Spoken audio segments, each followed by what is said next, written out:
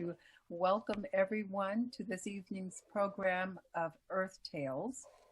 And to start with, I'd like to acknowledge that we are on indigenous lands. We live, work, play, and enjoy the benefits of living on this land, which also means that we should share the responsibility of taking care of it. We live on the lands of so many indigenous tribes that some we no longer know the names of. Some we know, like the Yakima, the Spokane, the Ho, the Klickitat, the Puyallup peoples. And these are only a few of the peoples who have been stewards of this land. We want to acknowledge that as we begin our program. I am your host, and today we have Emcee Pat Peterson. How lucky can we be? I know, yeah.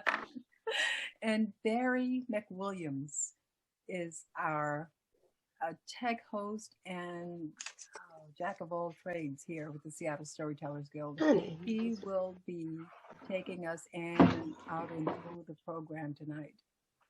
So first, I'd like to introduce Pat Peterson. I met Pat when I first became familiar with the Seattle Storytellers Guild, and I haven't been able to shake her since. So here she is again. Please welcome Pat Peterson. Oh, thank you, Eva. I have had the privilege of emceeing and participating in a good number of Earth Day concerts with the Seattle Storytellers Guild. And it's one of my favorite concerts because of the diversity of stories that come forth from the variety of tellers that are asked to participate.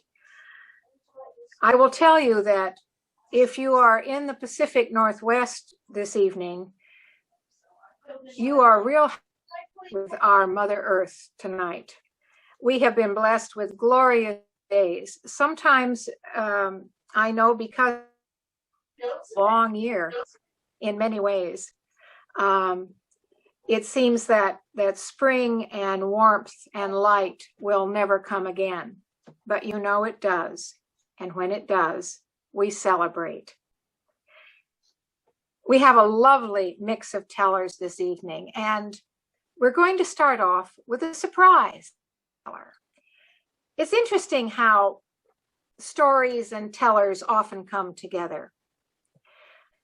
Last week, I was asking Rebecca Hom what stories she was going to do for the program.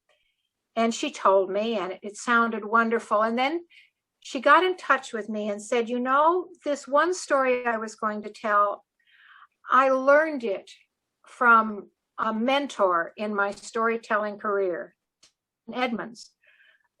Rebecca really sat at the foot of Dayton Edmonds in her beginning of her career and has a great admiration and gratitude for the gifts that he gave her, the stories that he shared. And while she could have very well told this story, she felt it really belonged to Dayton and that he would be the one who would best tell. Dayton Edmonds is a member of the Caddo Nation. He lives over on the eastern part of the state, and he is a man of many facets. He is a minister. He is an artist. He is a storyteller. And we have had the privilege of having Dayton at the Forest Storytelling Festival in Port Angeles several times. And each time he brings an authenticity and a love of story, but even more than the love of story is the love of sharing the stories of his people, of his life with us. Please welcome Dayton Edmonds. All right. This is all brand new to me, the computer world, and so I am just kind of getting my feet wet now, and it's been a different experience. Grandma and Grandpa. They said, everything that the great mysterious has created is in a circle. Everything that the great mysterious has brought forth is in a circle. There are circles upon circles upon circles, worlds upon worlds upon worlds. And I have discovered that Grandma and Grandpa knew what they were talking about. For I too have made this discovery that everything that the great mysterious has brought forth is a circle. Circle upon circles upon circles. I see the moon, the sun, the earth, round a circle. The stars round a circle. The seasons going from one season to another, back to the same season, a circle. Worlds upon worlds upon worlds. This world that we're in now, we haven't always been in this world, but we come to this world from another world. But we don't stay in this world, but we leave from this world and we go yet even to another world. This world that we're in and the world that we go to when we leave from this world, we are separated by a blanket. This blanket has two sides and two colors. On one side, the blanket is dark blue, and on the other side, the blanket is light blue. And at one time, this blanket rested on all of the treetops that we see all around us. Early in the morning, we could see the blanket turning from the dark blue side to the light blue side. And in the evening, from the light blue side to the dark blue side. And it was said that when we passed from this world, we went to the world beyond the blanket. There was a man and there was a woman, and they were together for many years. Many, many years were they together. And then one day the man passed from this world and went to the world beyond the blanket. They had been together for so long that all of their children had grown, and their children's children had grown, and their children's children's children had grown. And she found herself alone. And in her aloneness, she said, when my man was here, I had somebody to share things with. I had somebody to do things with. I had somebody to visit with. I had somebody to sing with and to dance with. And now there's no one. And in her aloneness, she decided that she would go and seek her man. She walked into the kitchen. She grabbed a knife. She stuck the knife in her belt and she walked outside. And she looked up into the top of this tall tree. And she began to climb. Up to the top of the tree, she climbed. And when she got to the top of the tree, she grabbed the blanket and she pulled the blanket down. She took her knife and she cut a hole in the blanket. She pulled the blanket down and she stuck her head through the hole. And she looked all around. But nowhere could she see her man. She climbed down from this tree and she went to another. Up to the top of the tree she climbed, and when she got to the top, she grabbed the blanket and pulled the blanket down. She took her knife and cut a hole in the blanket. She pulled the blanket down and stuck her head through the hole, and she looked all around. But nowhere could she see her man. She climbed down from this tree and went to another, and then to another, and to another, and to another, until the blanket turned from the light blue side to the dark blue side, and she rested. Early the next morning, the blanket turned from the dark blue side to the light blue side, and she began again. She walked to this tall tree. She climbed up to the top. And when she got to the top of the tree, she grabbed the blanket, and she pulled the blanket down, and she took her knife, and she cut a hole in the blanket. She pulled the blanket down, and she stuck her head through the hole, and she looked all around. But nowhere could she see her man. She climbed down from this tree and went to another, and then to another, and to another, and to another. Nowhere could she find her man. Tree after tree after tree she climbed, hole after hole after hole she cut, but nowhere could she find her man. That evening she rested, and the next day she started early. tree after tree after tree, hole after hole after hole, but nowhere could she find her man. One day passed, and then 2 days, and then 3, and then 4, and then many days passed. Never did she tire searching for her man. Tree after tree after tree she would cut.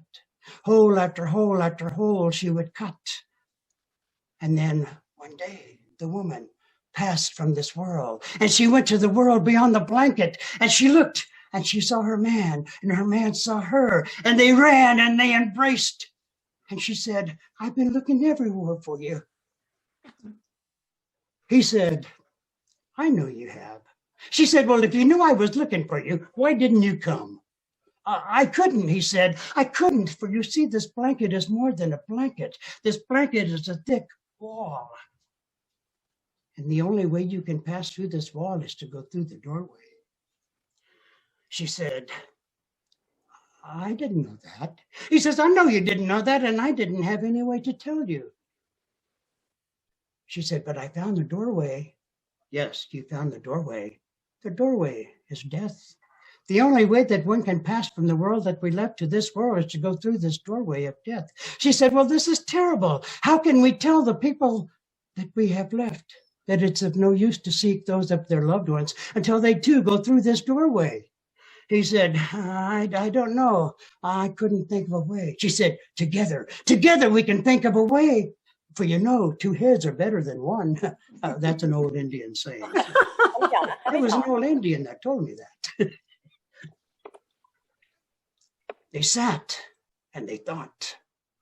Nothing came to their thinking. The blanket turned from the light blue side to the dark blue side. And all night long they sat, trying to think of a way that they could come back to let us know.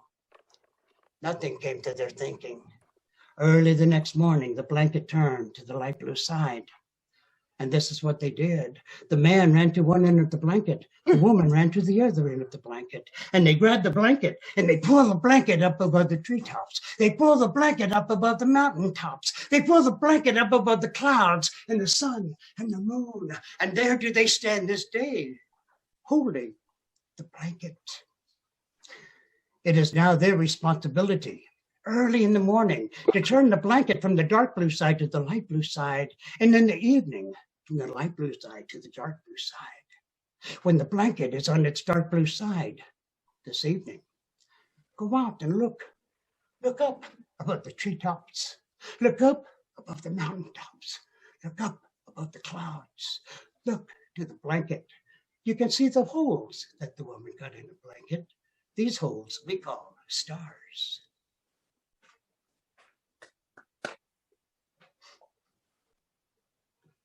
Oh, Yay. thank you.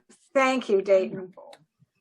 And thank you for risking the technology to share that wonderful story with us. See? Now who knows what's next, Dayton? Who knows what's next? Thank you. What a wonderful story. Well, our next teller, Rebecca Hom, interesting. I was very curious about where all our tellers are from. I love geography. I loved it as a child and I still do. When I travel, I have paper maps. Thank you very much. Grew up in Iowa.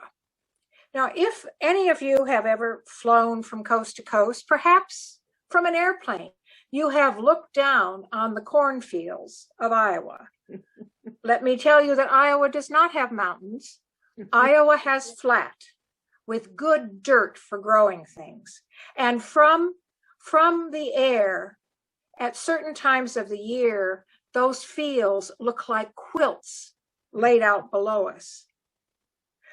When Rebecca moved from those cornfields west, she settled in Shelton, Washington, which is in western Washington, a wonderful area with lots of big, tall trees and rich green vegetation and moisture, lots of moisture. But in the last couple of years, Rebecca and her husband decided to move east of the mountains over to Walla Walla. Yes, that is the name of the town she lives in. A town so wonderful, you need to say it twice. Rebecca loves all aspects of the earth, but she did share the other night that living over there without a lot of trees and clouds, that she has the appreciation now, the ability to really see the night sky, to see all those stars, to see all those holes poked in the blanket. Please welcome Rebecca Hom. Thank you. Thank you, Pat. Thank you for that. I do love geography and traveling and seeing. I love flying and looking down at that earth below us and how it changes and moves. Dayton, I am honored to sit at your feet once again today. I never will tire of it. Thank you so much for sharing that today. So in my semi-adult life now, from the Iowa fields, and it's not flat. I just want to make that perfectly clear. It has a nice roll to it, okay? Nebraska is flat. Iowa is not flat, okay? And then I've lived all around in the Northwest and traveled all of the states in the Western United States. And I've spent time up in Alaska. So I am enamored with the changes that I see through all of that countryside, and I feel connected to all of it. Particularly the water and what the water brings to us and means to us. So today I wanted to share two stories with you. One is from that wet, wet west side and all of the abundant water there. And one from the inner mountain west where it is a little more dry. So, but they are connected. The rivers connect us.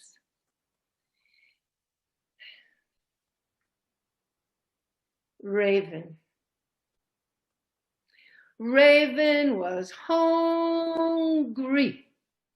Oh, winter was coming on, late fall, you know, and he had not stored away any food for the winter.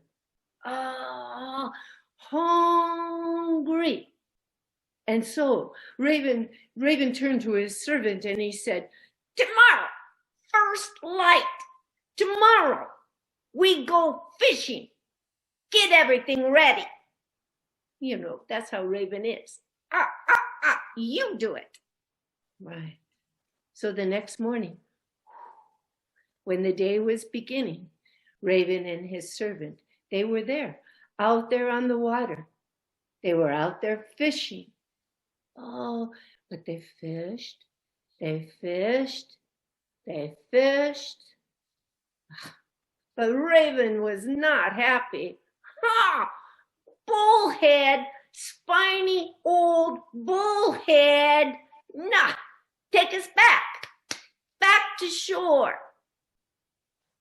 But while they had been out there fishing, the fog had settled in.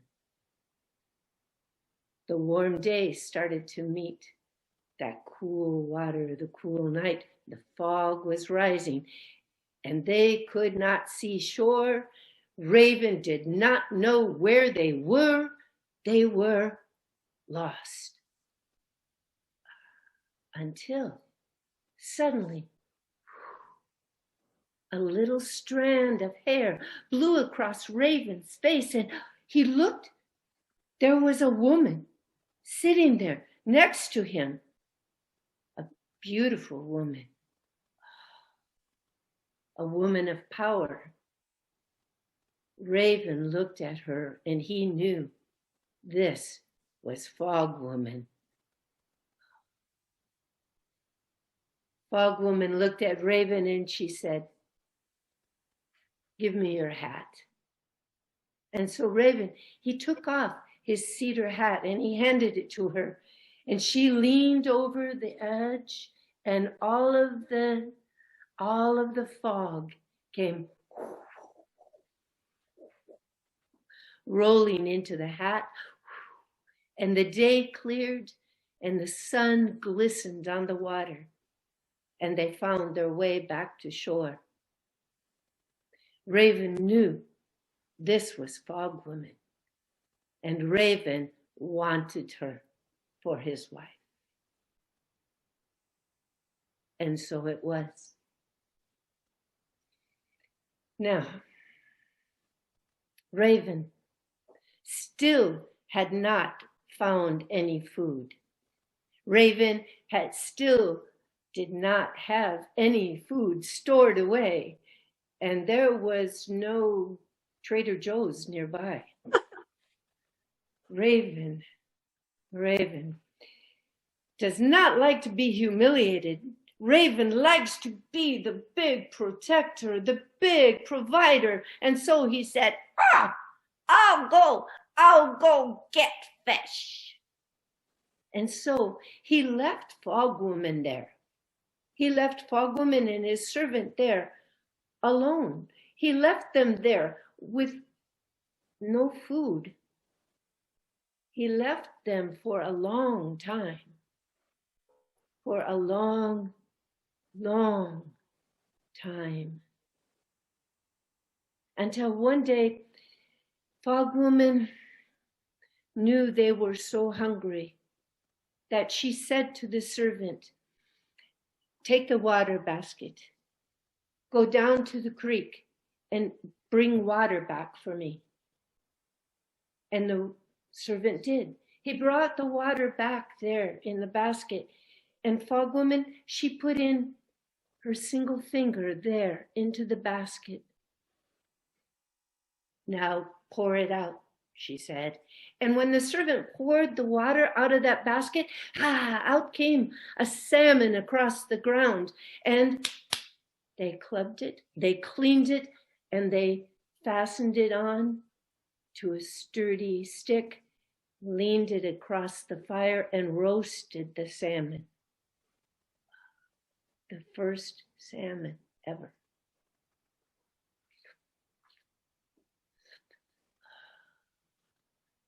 They licked their fingers clean from that salmon taste. They were full and happy. But just then, don't you know, just then, Raven comes home. Oh, Raven comes back. And the servant, he goes running down to the shore to help Raven pull up onto the beach. Now, Fog Woman had said to the servant before he left, "Wipe your mouth, it's all oily. And don't tell what I've done."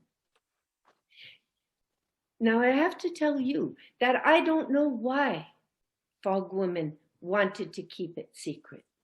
I don't know why she didn't want it told. Maybe she was wise. Maybe she knew something that we don't know. Maybe she knew she needed to hold that and not say. But the servant, he went running down there to help Raven. And when Raven looked at him, he said, "Oh, what's that on your chin?" And the servant wiped his chin and said, "Oh, we were just eating the last of the bullhead." Raven said, "No bullhead has a scale shiny like that. Fog Woman!" And he called for his wife. And she came. She came down there. Fog Woman knew Raven. And she knew that Raven would find out all secrets. Fog Woman knew that she would tell him. And so Fog Woman said, bring me water. Bring me a basket of water. And Raven brought water there to Fog Woman. And this time she put in 4 fingers into the basket of water. And when they poured the water out, out came 4 salmon there across the ground. And again, they clubbed the salmon, cleaned them, and laid them out to roast across the fire. And they all ate their fill. Raven said, more fish. Make more fish. Isn't that just like Raven? He has some and he has to have more. Never enough. Fog Woman looked at Raven and said, I will make more fish for you. But first you must do something. You must know that these fish are valuable. You must take care of them. They can't be wasted. And so you must build a smokehouse to save them. And so Raven told his servant to build the smokehouse because he always tells someone else to do what he needs to do. Now, after some time, the smokehouse was finished. And Raven came to Frog Woman. Now, more fish, more fish. And so, Frog Woman, she said, yes, bring me water. And Raven brought that basket of water. And this time, Frog Woman combed her hair, brushed her hair there into the basket. And when Raven carried it back down to the creek and poured the water out, the creek was filled with salmon, more than you could count. And Raven stood on the bank and laughed with pleasure.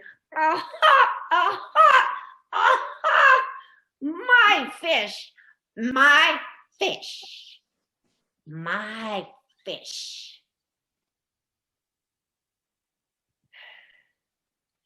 Raven could not keep a secret. Raven could not help but boast to all the people and tell them all about his fish. And Raven began to believe it, that they were his fish. And he began to forget about Fog Woman and Fog Woman's power until he began to speak harshly to her, and he began to treat her cruelly until one day Raven's temper became so strong that he struck Fog Woman across the face. Fog Woman shook her head. She turned away from Raven, and again she took out her spine comb and combed her hair. But this time, the hair blew off into the breeze and blew far away. And Fog Woman, she began to walk away from Raven. And all of the salmon in the smokehouse began to shiver, and all of the salmon that were stored away in the cedar boxes began to shake.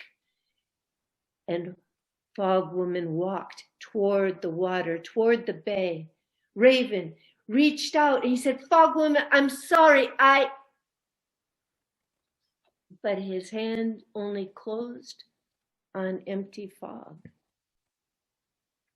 And then all of the salmon from the drying racks, all of the salmon from the cedar boxes came rolling across, and whoosh, in a flash in the water, they were gone. And Raven in shame sat down and held his head in his hands. But Fogwoman did not forget her power. Fogwoman did not forget Raven. Fogwoman did not forget the people. And so every fall, when the warm days meet the cool nights and the fog rises up off the water, Fogwoman sends the salmon back up the river again. Raven no longer calls them his fish. Raven knows that they come from Fogwoman. Raven knows Fogwoman. Raven knows that the fish are a gift of life, a gift for all the people.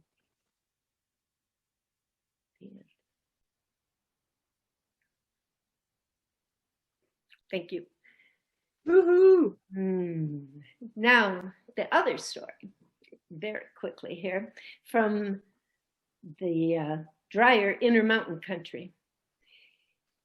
I lived in Twin Falls, Idaho, which is very dry and even less desirable than what you might think Iowa looks like. And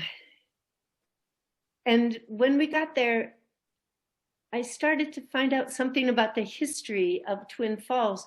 And it's there right on the Snake River and in that deep, deep canyon next to the Snake River. There was a man named I.B. Perrine, Ira B. Perrine, who had a vision, and he thought, if I could just get that water up out of the canyon, and if I could put that water out across this land, this could be the magic valley. This could grow food, sugar beets. This could grow here. And so Ira Perrine, he worked at that.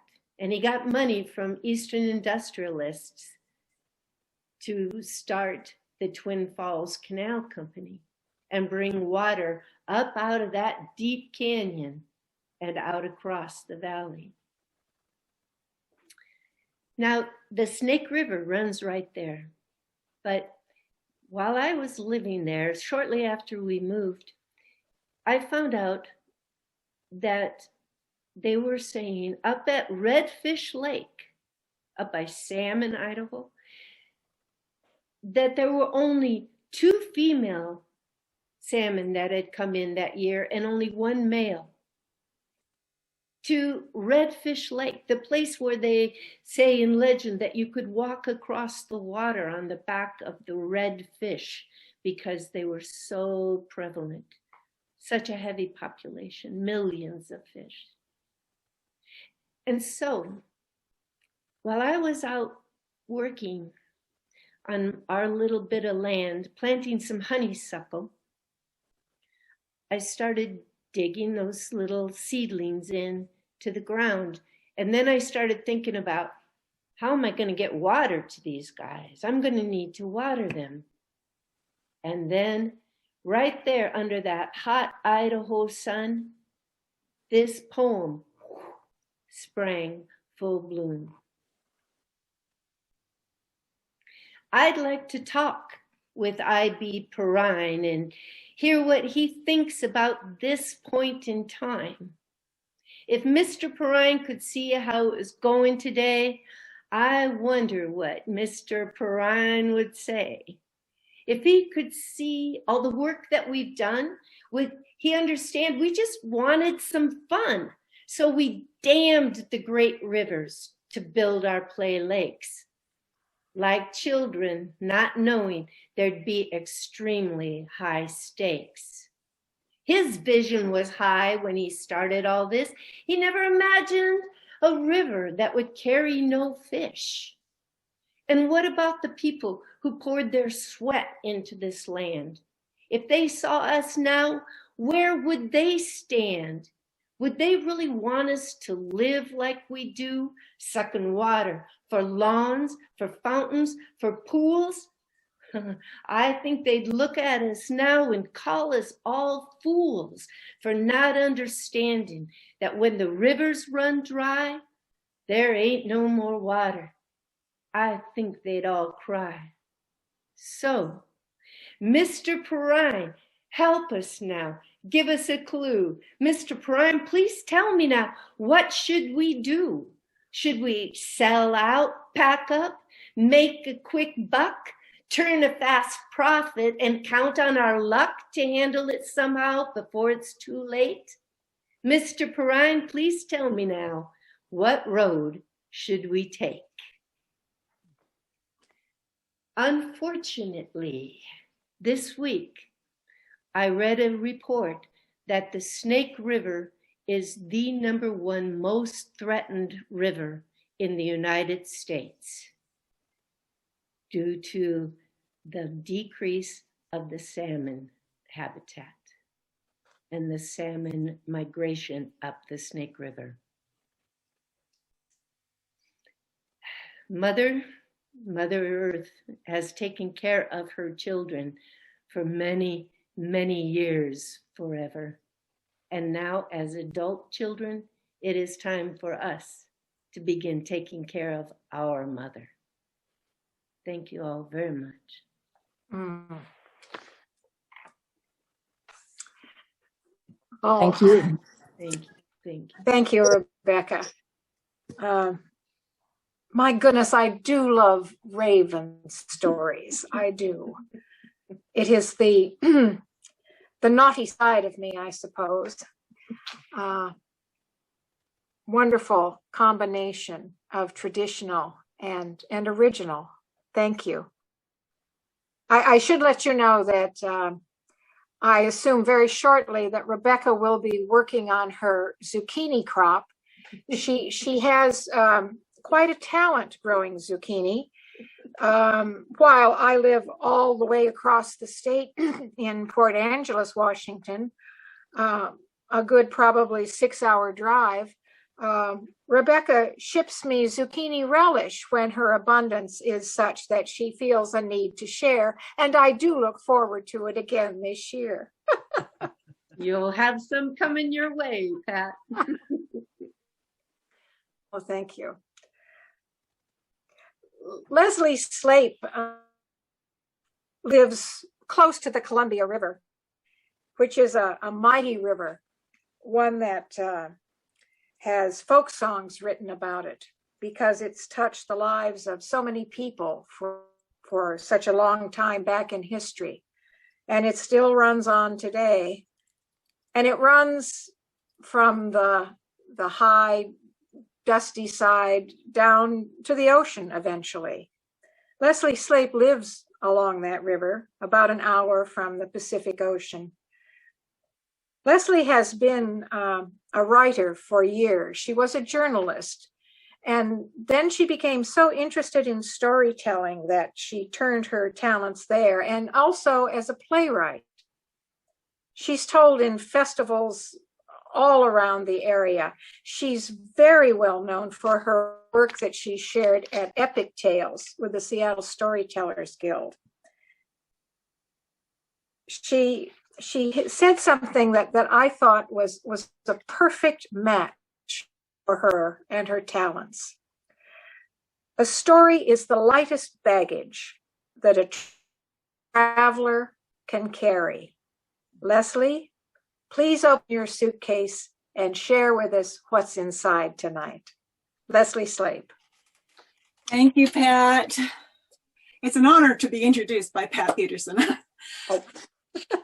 This story comes from the baggage, I guess, that would have been carried by my grandfather, who was born in Russia. And this tale is an old, ancient tale called The Frog Princess. In ancient days, in times of yore, In a faraway land there lived a king, and this land was dry, and the river was low, and the crops were wilting in the fields, and the fruit withering on the trees. And the king worried. And he went to his most trusted advisor, the babushka Zavarenka, a little grandmother who lived on the other side of the courtyard. And he said to her, "What can I do? I'm worried about fire. I'm worried about famine." And she said, "Send your sons out with their bow and arrows, and have each of them shoot one arrow, and then marry whoever brings it back. And one of your sons' wives will save your kingdom." And the king said, "Well, how will I know which one?" And she said, "Test them according to the old customs." So the eldest son shot his arrow to the west, and it was found by the daughter of a noble merchant. And the other son, the middle son, shot his arrow to the east, and it was found by the daughter of a mighty general. But the youngest son, Ivan, he shot his arrow to the south, and it was carried on the winds, and it landed he knew not where. So he went hunting for it, and he searched 3 days, and he came to a land lush and green. And there was a lake, deep blue, with swans swimming upon it, and next to that lake a marsh, and in that marsh a frog, and in the mouth of that frog an arrow. "Froggy, Froggy, give me my arrow, please." "No." "Oh, come on, Froggy, don't hop away, Froggy. I need that arrow. I need to shoot it again, and this time it'll be found by a girl, and I'll marry her." "No, marry you." "I know. I'm a prince. You're a frog. We don't marry frogs.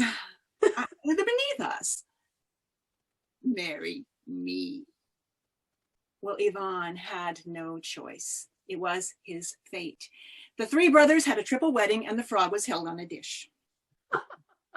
Then the king summoned his sons and said, "Sons, I'm going to test your brides according to the old customs. And so first they need to make me a shirt, and you bring it to me tomorrow morning." Well, that night, when Ivan was asleep, the frog hopped outside onto the porch and took off her frog skin and became a beautiful woman. And then she called for her handmaidens. "Handmaidens, come!"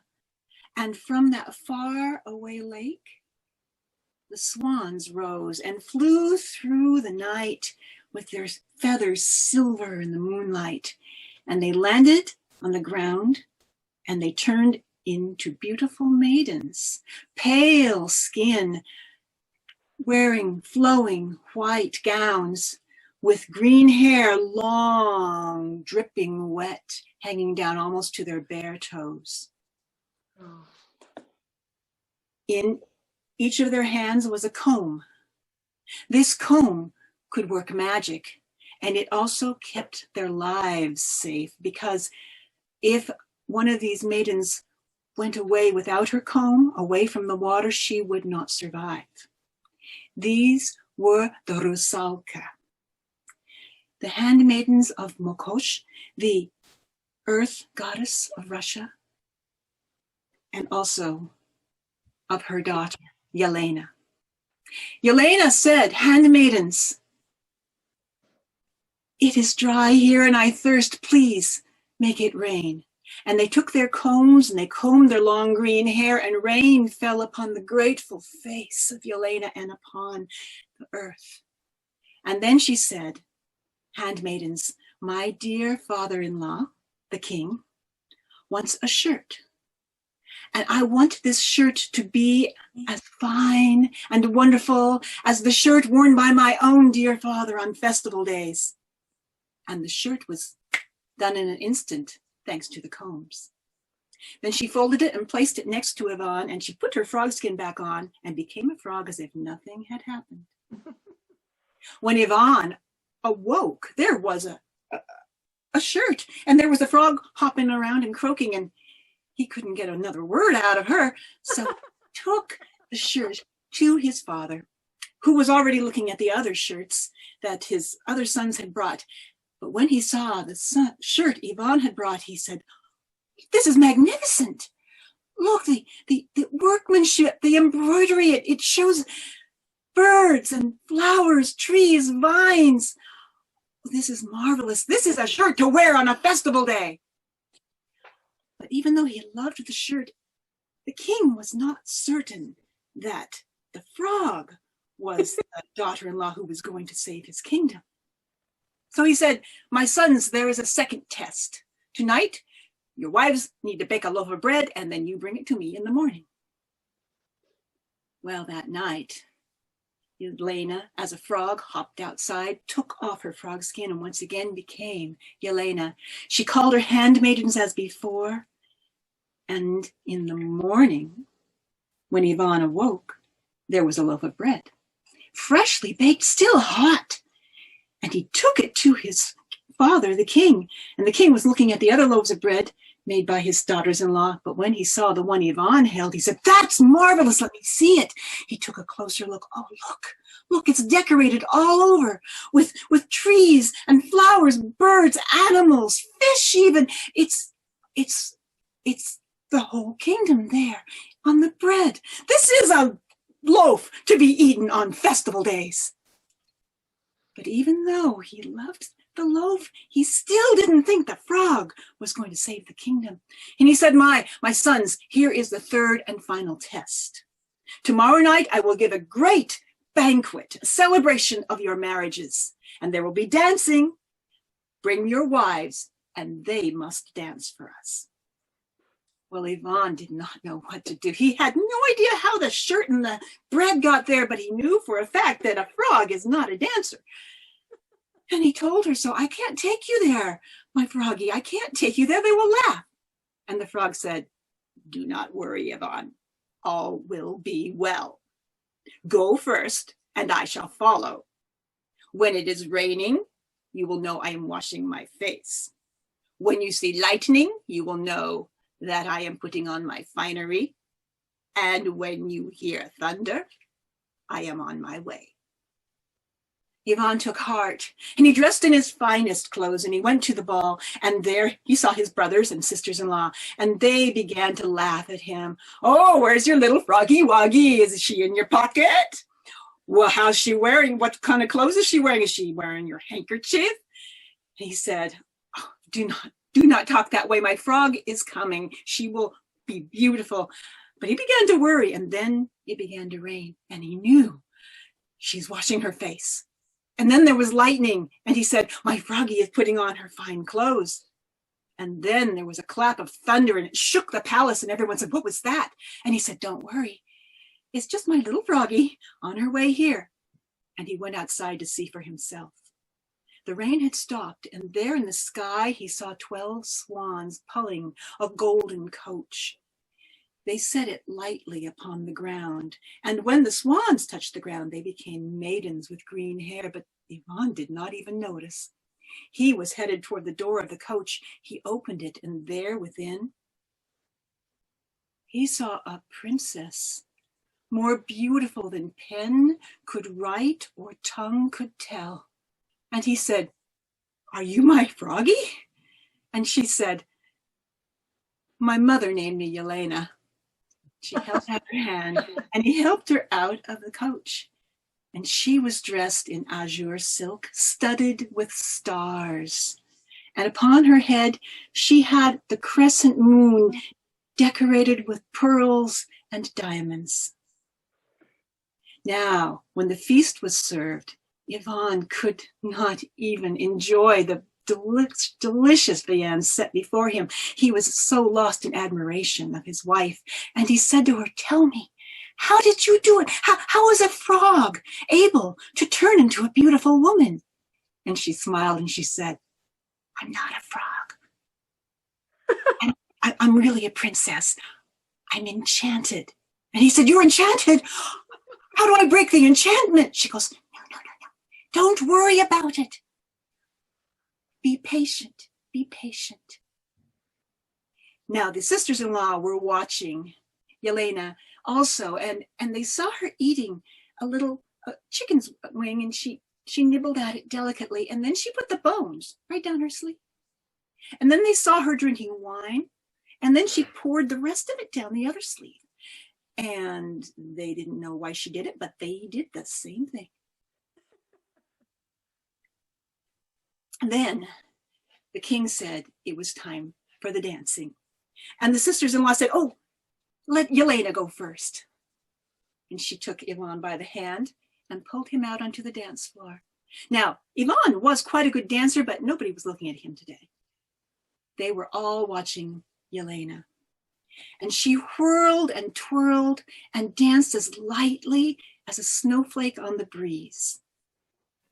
And what they did not see was outside, all of the rusalka, all the swan maidens, were whirling and twirling as well. They were dancing around the trees. They were dancing through the fields, and the grain was growing healthy again, and the fruit fat and juicy, and all around the world was healing. And then inside, Yelena shook her left sleeve, and the sleeve that she had poured the wine dregs in, from out of it came images floating in the air of waterfalls and streams and a great deep blue lake. And then she shook her right sleeve, and there flew out birds and butterflies. And upon the lake there were swans, and everyone marveled. And then when the music stopped, the images disappeared, and they clapped. This was wonderful, wonderful. Ivan had seen enough. He had to get home. He had to rescue Yelena. She could not be a frog anymore, not after what he'd seen tonight. He ran all the way home, and he found her frog skin, and he threw it in the fire. Back at the palace, it was the turn of the sisters-in-law to dance, and they were whirling and twirling as well. But not having very good luck, they waved their arms, and the dregs of the wine splashed all over everyone, and the bones flew about, and one of them almost hit the king in the eye. And he shouted, "That's enough dancing!" And that was the end of the ball. And Yelena hurried home. And Ivan threw his arms around her, and the two of them shared their first kiss. And he told her how he loved her and how happy he was. And she said she was happy too. But then she went looking for her frog skin. And she said, Ivan, where is my frog skin? And he said, it's gone, it's gone. You don't have to worry about it anymore. I have broken the spell for you. I burnt your frog skin. She goes, you did, what? He said, I thought you'd be pleased. She said, oh, Ivan, you have brought misery upon us. Back home, there is a creature. He's a living skeleton, Cochet. He's immortal, he's powerful, and he wants to be my husband. I don't want him, so my mother changed me into a frog for my protection. And I had to remain a frog for 3 years until he went away, or until a prince of my choosing married me in my frog shape and stayed married to me for a week. And we had 3 days left, Ivan, 3 days. And now I have to go home, and I don't know if I'm ever going to see you again. But if you want to find me, search for me in the thrice 10th kingdom. And she disappeared. Ivan thought, oh no, I have to find her. And he went searching where he knew not. And he went and he searched and he hunted, and finally he came to a little hut on the edge of the forest. And it had no door or windows. And he knew there was something you had to say. He had learned this. Izbushka, stan kaleza zadam, ako minye peradam, which means little hut, little hut. turn your back to the forest and your front to me. And the hut stood up on giant chicken legs, and it turned around and he saw the door, and then it settled down again like a hen over its eggs. And he went in that door. And there he saw Baba Yaga. She had a leg of gold and teeth of gold, and she said, I smell Russian bones. I have not smelt Russian bones in a long, long time. And now today Russian bones walk right in the door. Who are you? And why are you here? And Yvonne said, is that any way to treat a guest? Give me food and drink, and then I'll answer your questions. And so she did. And then he told him who he was and who he sought. And she said, oh, yes, Yelena. Yes, I know her well. And you're the one who burnt the frog skin. Ooh, you should not have done that. It was not you who put it on her. And it was not you who should have removed it. But if you want her back, you have to know how to hang on to her. Hide. She will come. She comes here every day. And hold her. She will change shape. Don't let go. And she will turn eventually into an arrow, and you must break the arrow over your knee and throw it down before you. And then she will be yours. Yvonne said, yes, I'll do it. And he hid. And she came in, and he grabbed her firmly by the wrist, and she changed into a frog. He hung on. Then she changed into a large spiny lizard, and he dropped her. And she disappeared. Baba Yaga said, you need to hang on better than that, Yvonne. She won't come back here. You have to go on to my middle sister. So Yvonne went back into the forest. Deeper this time, deeper and deeper and darker and darker. And he came to another izba. Izbushka, izbushka, stan kalesu zadam, ako minye peradam. And it turned around, and he went inside, and there was another Baba Yaga, this one with a leg of iron, and teeth of iron, and a nose of iron. And she said, ew, I smell Russian bones. I have not had Russian bones in here for a century, and now they walk in of their own accord. Who are you? And why are you here? Fine way to talk to a guest. Give me food and drink, and then I'll answer your questions. And she did.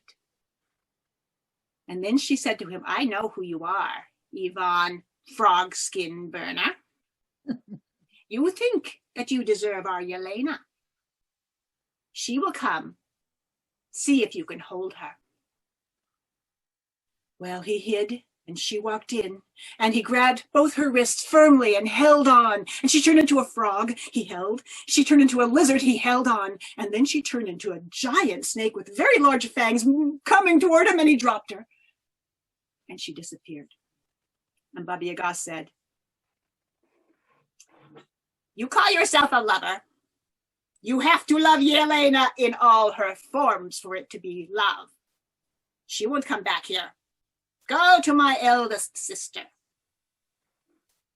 And so he went back into the forest, and it got darker and darker, and it began to snow. And he got finally to the edge of the world, and there was another izba. This one surrounded by a fence of bones, and upon all the fence posts a blazing skull. And he said, Izbushka, stan kalezu zadam, hako minye peradam. And he turned around, and he walked inside, and there was a third Baba Yaga, this one with a leg of bone. And she was sharpening her teeth, and her nose was up the chimney. But next to the stove, he saw Yelena.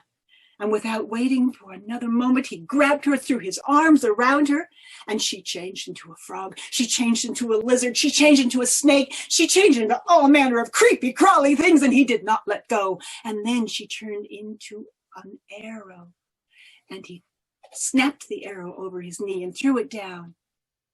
And Yelena stood before him in a golden dress. Well, Yvonne, you have taken your time. Cachet is on his way. We've got to leave.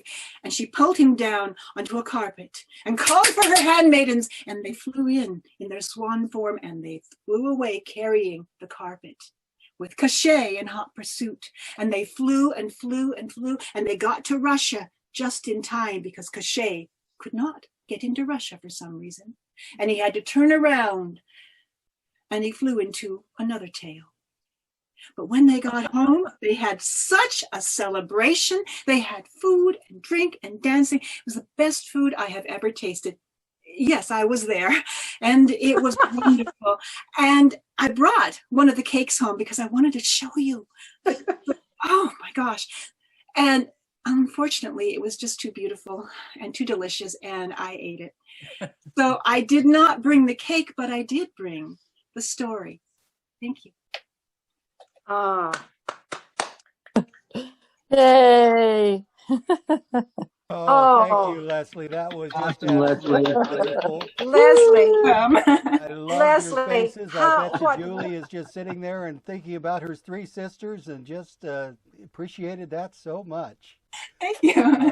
Some of you might know that Julie Strasik told the Baba Yaga story in our last program. Yes. I also want to thank our storytellers we've already had. Dayton, that was great. I love it. And that's his first time telling his story on Zoom, and he's got it down already. Yeah. Wow. And then, of course, we had our great set of stories with Rebecca Hom. There's no question she is still one of the finest storytellers in the Northwest, and we got a lot of them out here. So don't look down upon us. We're great. We're going to take about a 5-minute break, and while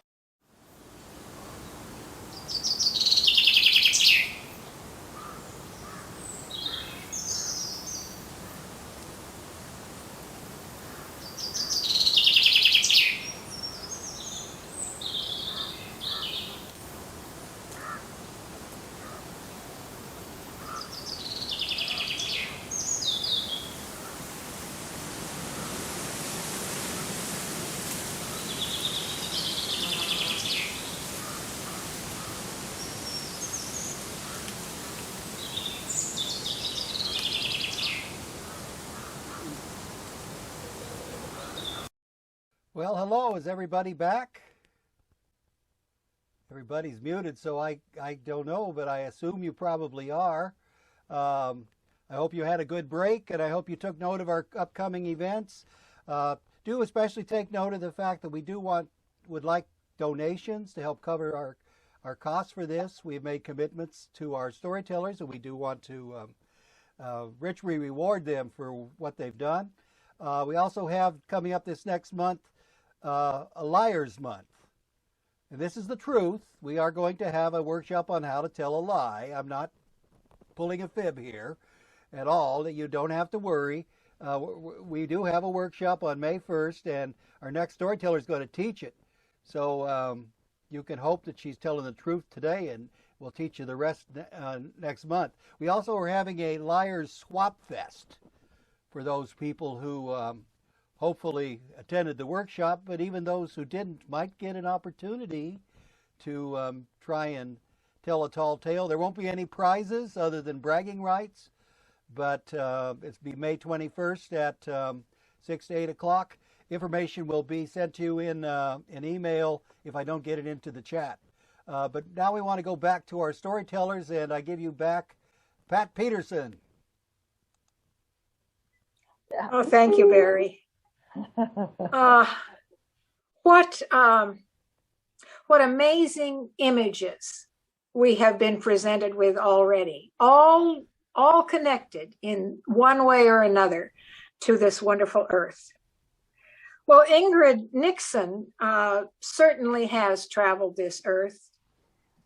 She was born in Minnesota, but spent her childhood here on the Olympic Peninsula, and went to work for the National Park Service, and as we speak is up in Glacier Bay, Alaska, where I mentioned at the beginning how wonderful it is in the Pacific Northwest today with high temperatures and bright sun. And Ingrid shared with us before the program started that she was out walking today, and there is still snow upon the ground. But in Alaska, that's not necessarily a bad thing when one is out walking, because when there is snow on the ground, one can see the tracks of the bears who are out prowling about. Mother Nature does know how to take care of us. Now, as Barry mentioned, Ingrid is a lovely little liar, and she is now advanced sort of professorial status, teaching workshops to the rest of us honest folk on how to do what she does so well. One of the first times I heard Ingrid tell here in Port Angeles, it was an evening up at the Fine Arts Center, and she was telling star stories based on myths. And I will never forget, one of the images that she shared with us that night was of one of these goddesses tripping across the sky on tiptoe, reaching up to the stars. That's what Ingrid does now as her day job, if you will, with the Park Service, is to share natural elements of the world around in a way that is memorable, gives us something that we all take home with us. So now, please welcome Ingrid Nixon.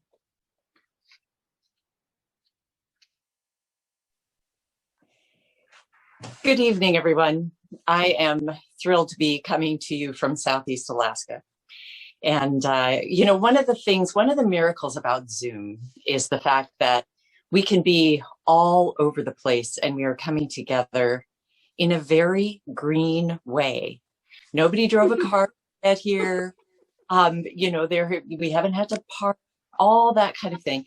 But one thing about it is that we still need to be reminded that nature rules. And here in Southeast Alaska, we are having a very stiff breeze this afternoon, which is making the internet kind of tricky. So we'll see if the internet allows us to stay together. But yes, I am a ranger with the National Park Service. And this first story took place my first year as a ranger, which was a long time ago. But I was a young ranger. I had just given an evening program at a campground in Denali National Park in interior Alaska. And then I had a 30-mile drive from the campground all the way back to park headquarters along the park road, which was a very slow road. And it was late in the evening, and I loved this drive, because it was like there were the sunset lights, the sherbet-colored clouds, and the light on the mountains. And I always kept my eye out for wildlife. And I figured if I ever saw wildlife, I would stop and I would take it in. And if that meant I was on my own time, that was perfectly fine. It was time well spent.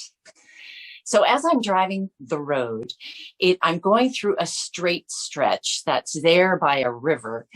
And I see up ahead of me this black dot in the road. And as I get closer, I'm getting its shape and I'm seeing how it's moving. And I realize it's a porcupine. I love porcupines because, porkies, they've got those little shoe button eyes, black. They've got this beautiful chocolate brown muzzle. They're all covered with these golden guard hairs. And of course, there are the spines.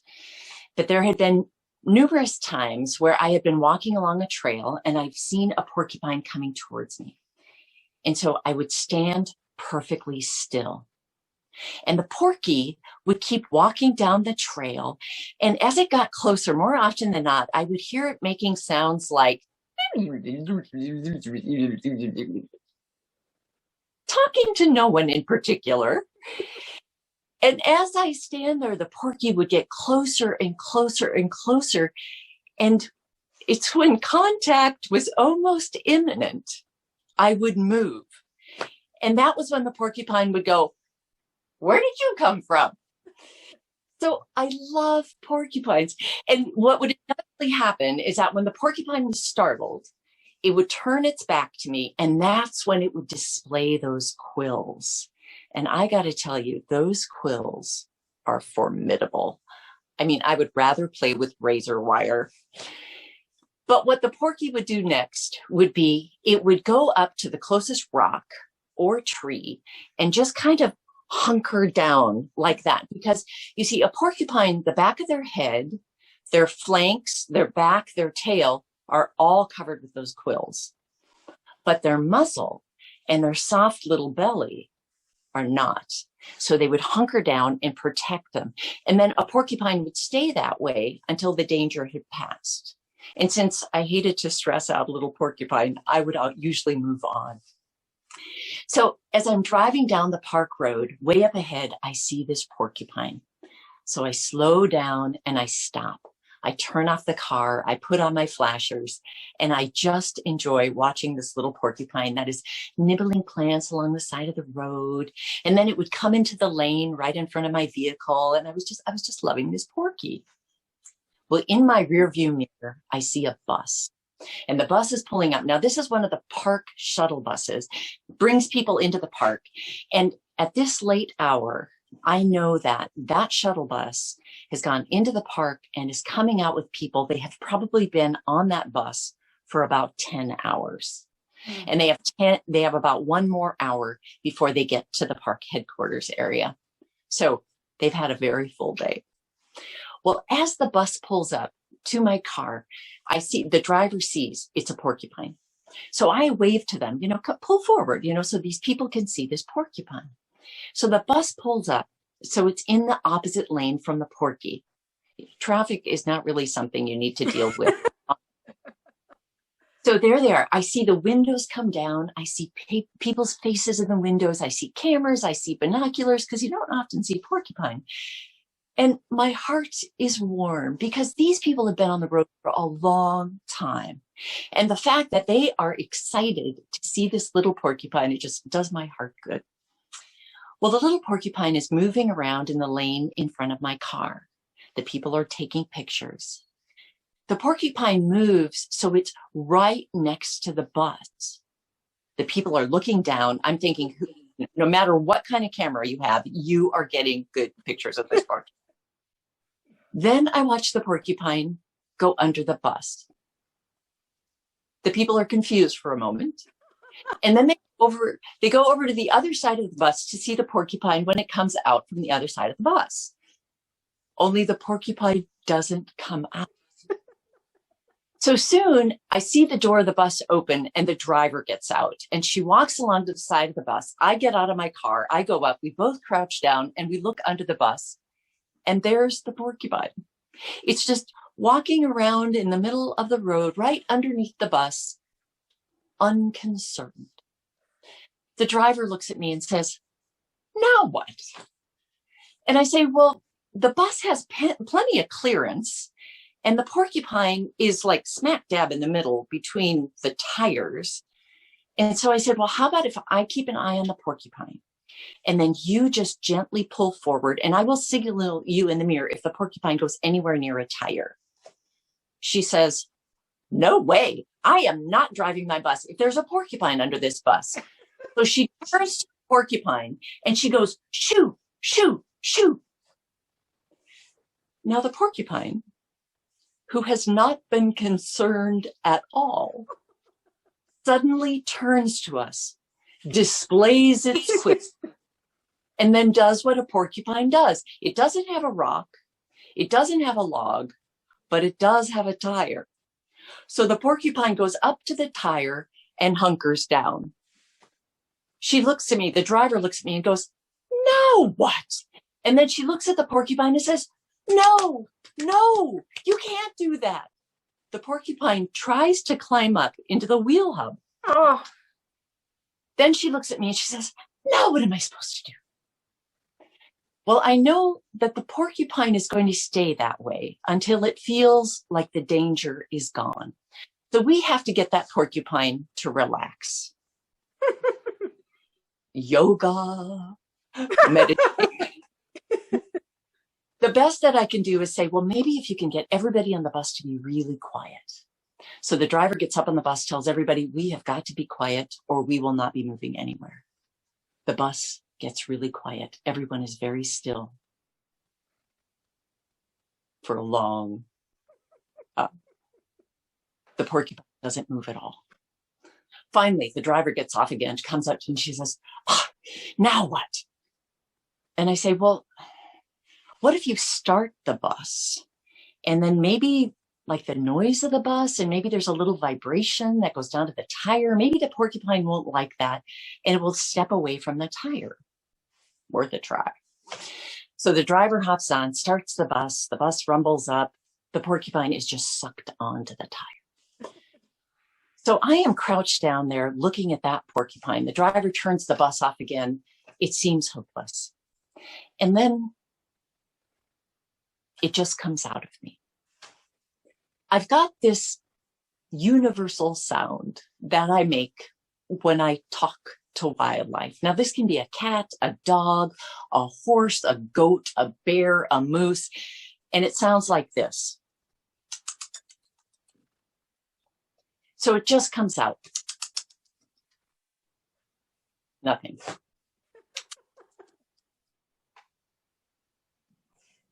Nothing.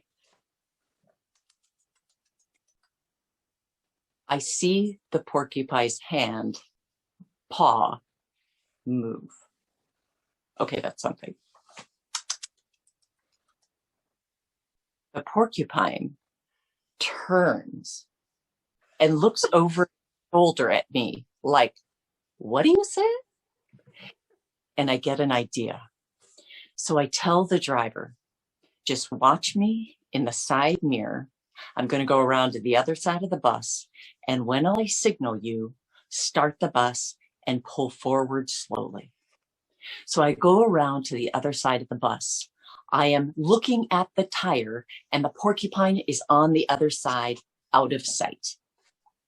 I start. Nothing.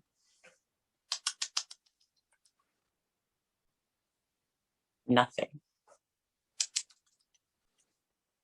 I see the porcupine's paw come on the edge of the tire.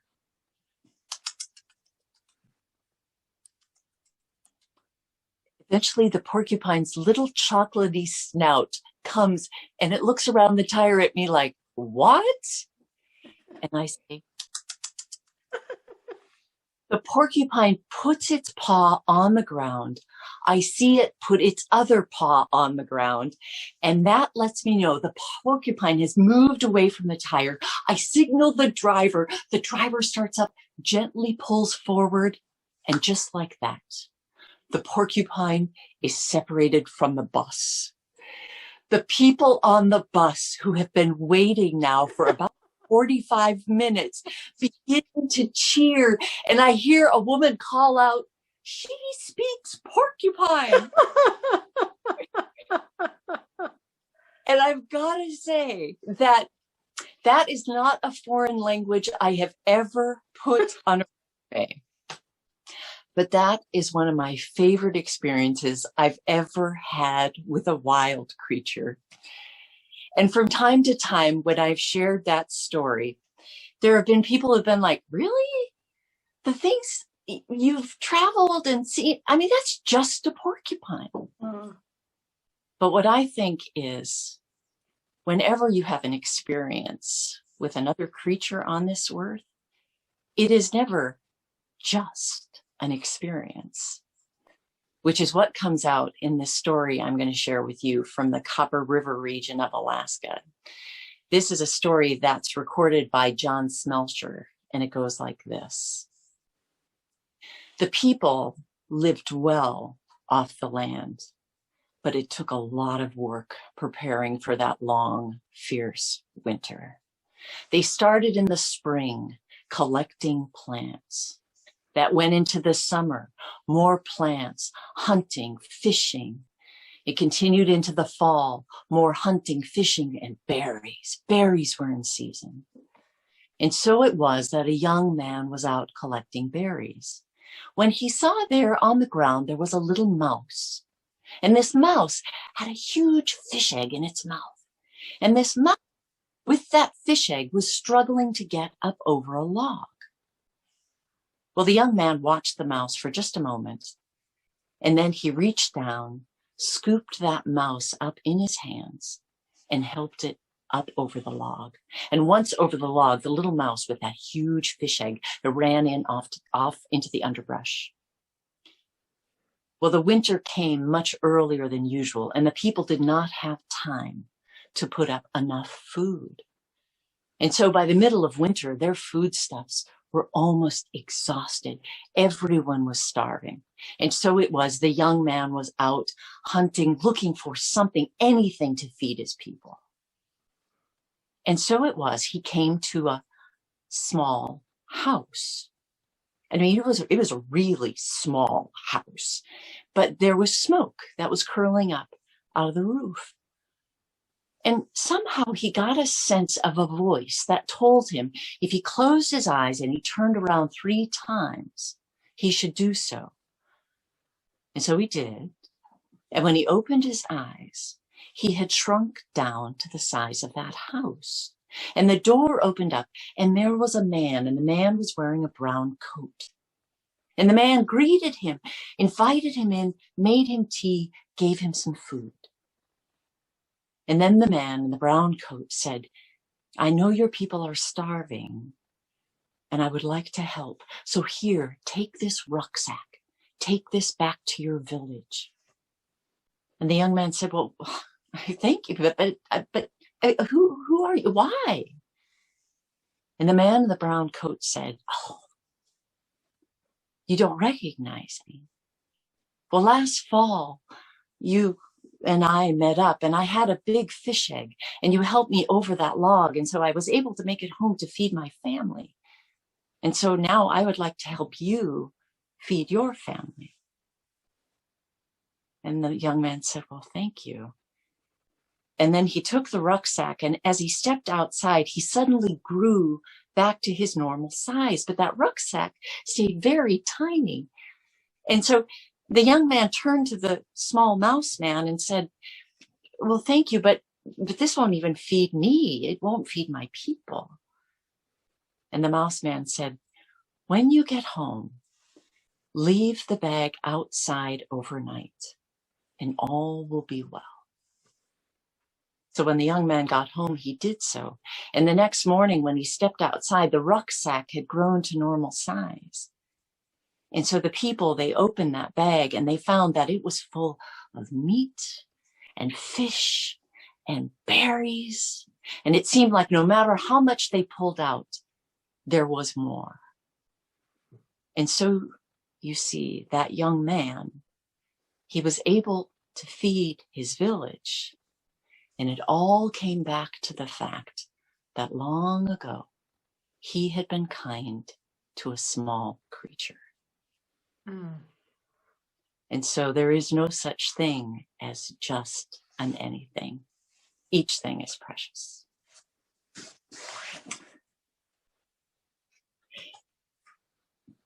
So for this next story, you've already come up to Alaska with me. I'm going to take you to the far north. And I am standing on the bow of a Russian icebreaker, and we are making our way up toward the North Pole.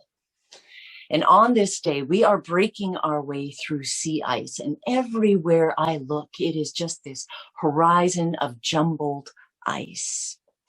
The sky is gray, and there is a mist over the ice.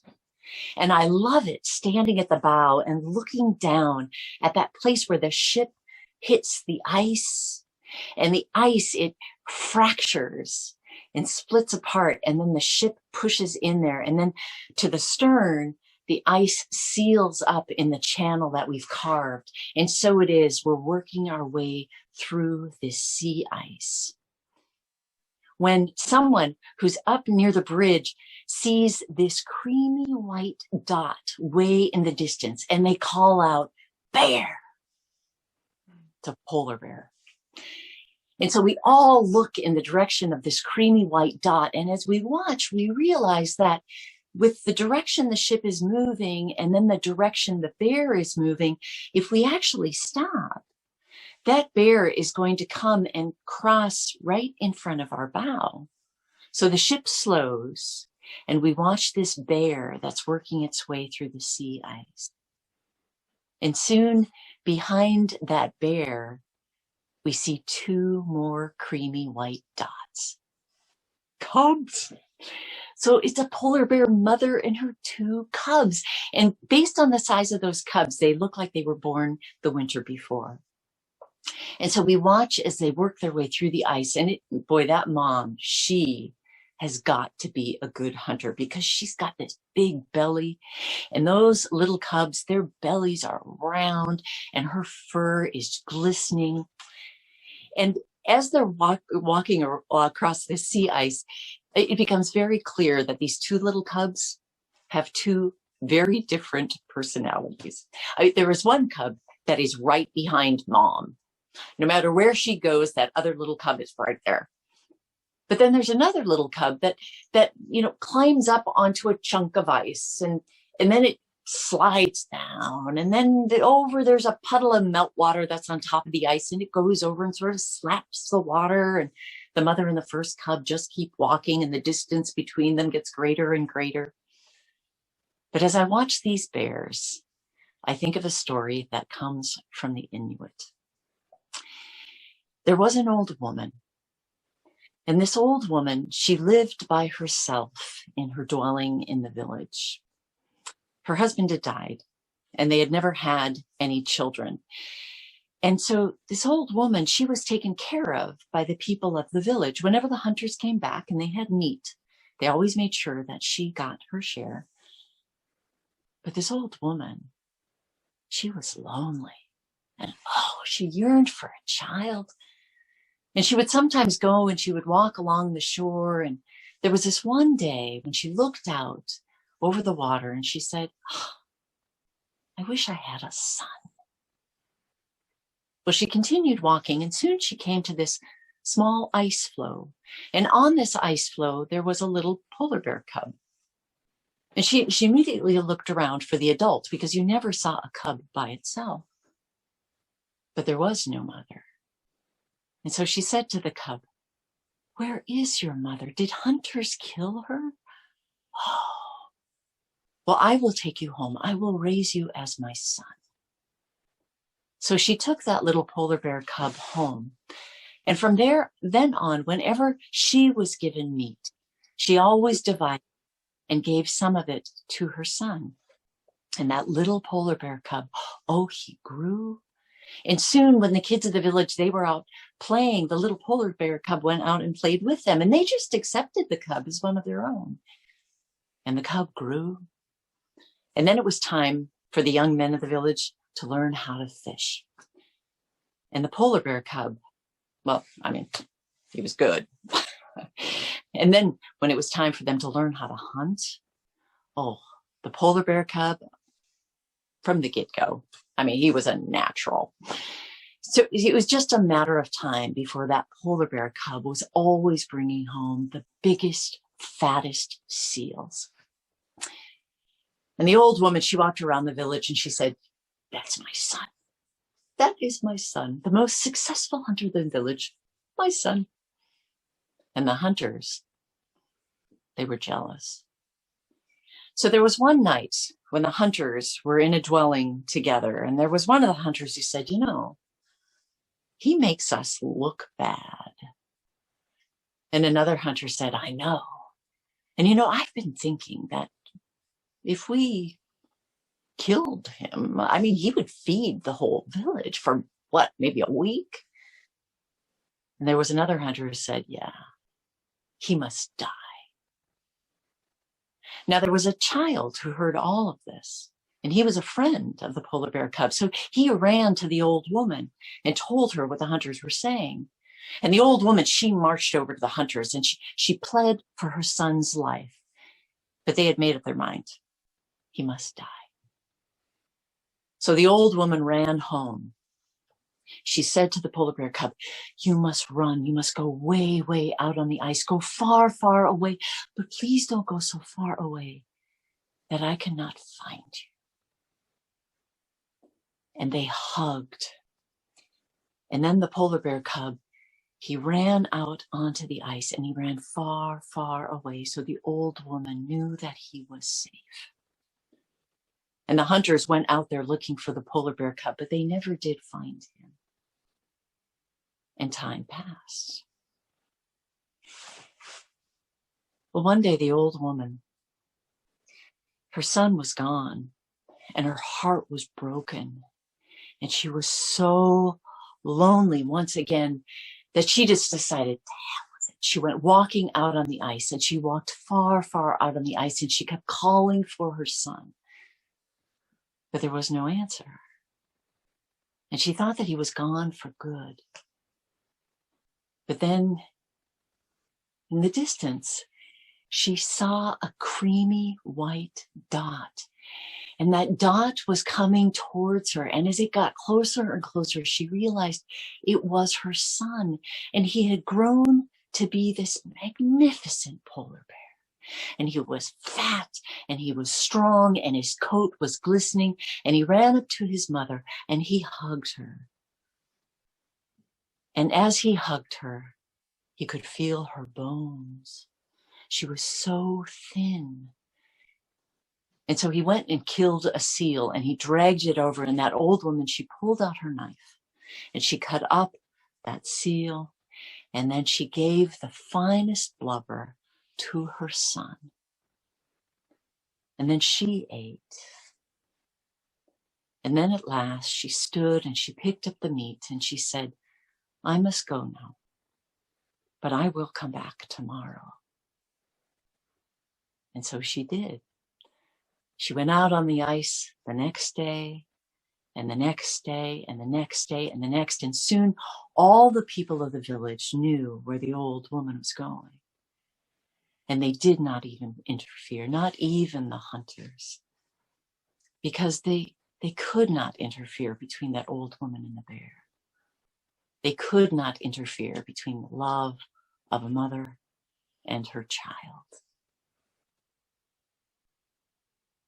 And so as I watched that polar bear mother and her two cubs there on the ice, I watched as those two cubs found a chunk of ice to play with.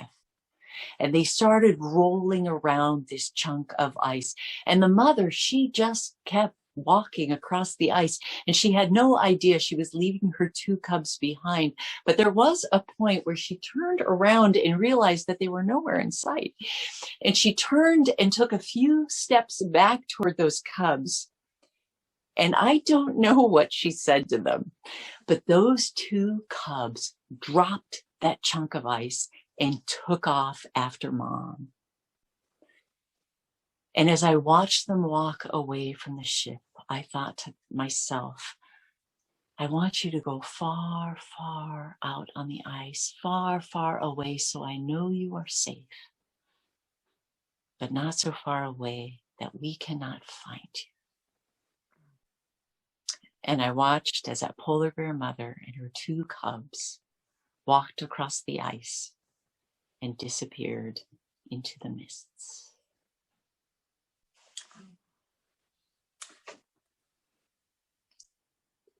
Thank you. Thank you, Ingrid. Wonderful. Yeah. Yay! Beautiful, beautiful. Great story. All right. Oh my goodness. That is the end of our evening of storytelling for Earth Tales today. But first, I want to thank everyone who participated. First, I'd like to thank Pat Peterson for being the extraordinary Emcee that she is. Many of you may not know that she's not only